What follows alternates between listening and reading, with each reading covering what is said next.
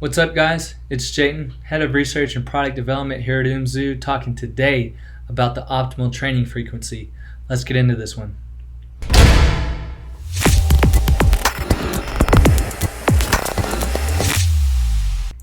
So what is the optimal training frequency? This is another major area of debate that is seen in the area of exercise. Frequency of training is the amount of training that you should do in a given amount of time. Usually whenever people refer to exercise frequency, they're referring to the amount of exercise sessions that you should do within a given 7-day period of time. Occasionally they'll do it within a 24-hour period of time, seeing what is optimal for the number of workouts done in a single day for advanced athletes.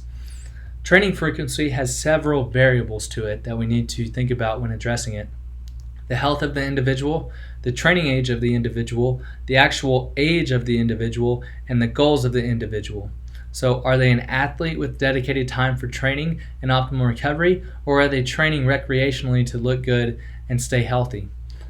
Your health and ability to recover is going to be the most crucial variable to look at whenever thinking about how often you should train. If you're in a very stressed state, otherwise known as a sympathetically dominant state, then you're going to need to train less often than a healthy individual. If you're in a state of hypothyroidism or experiencing low metabolic issues, or if you have a very, very stressful job, an intensely stressful personal life, your relationships are excessively stressful, you have high anxiety, things like that, resistance training around 2 times a week is going to be more than enough, as your ability to recover is greatly hindered, and you can still experience a good stimulus from those 2 exercises during the week. If you just don't like to work out, but you still want to get some of the resistance training in because you know it has tremendous benefits for your health, or you're a novice lifter, by my definition, this means that you are less than 8 months of consistent resistance training.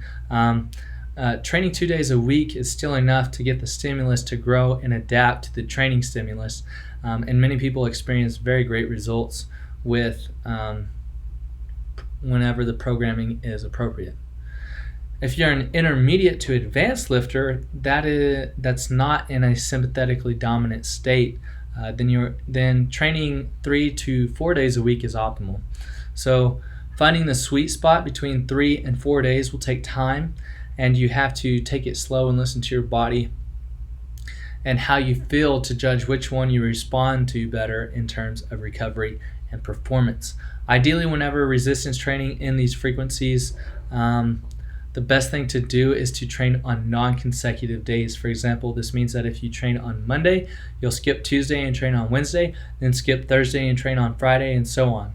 So the reason that you want to train on non-consecutive days is because whenever you go through a bout of intense resistance training, the nervous system and the muscles are not able to fully recover until about 48 hours after the resistance training session, with full recovery in some cases not even occurring until 72 hours, depending on the intensity of the exercise.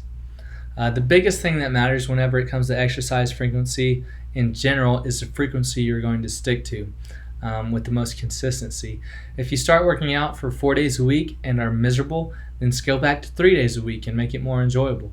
Everyone is different, so figure out what works best for you and what you enjoy most, what your body responds to the best, and get after it.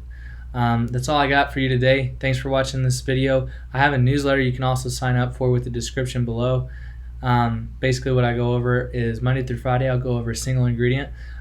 Supplements are my specialty, by the way, and I'll go over what it is, how it works, possible benefits of it, the possible side effects of it, how to take it, my preferred source of that supplement, and then every once in a while I'll toss in a little bit of goodies from UMZU in there as well. So if you're interested, please check that out. Thanks for listening, and I'll talk to you next time. Make sure to like and subscribe as well if you like this video and you learned something.